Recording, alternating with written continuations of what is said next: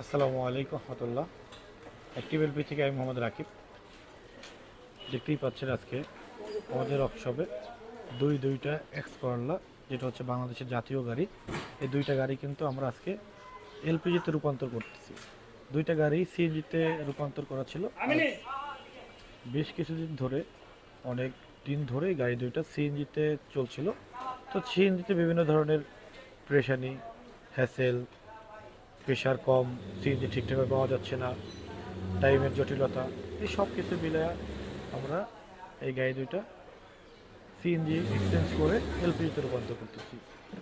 তো আমি দেখাবো যে আমরা কি কি মাল দিয়ে এই গাড়ি দুইটা এলপিজিতে রূপান্তর করতেছি এবং কত লিটার সিলিন্ডার দিচ্ছি, কোন কোন সাইজের সিলিন্ডার দিচ্ছি, কিভাবে কাজ করা হচ্ছে, কত টাকা খরচ হচ্ছে টোটাল, বিস্তারিত এই ভিডিওতে থাকবে।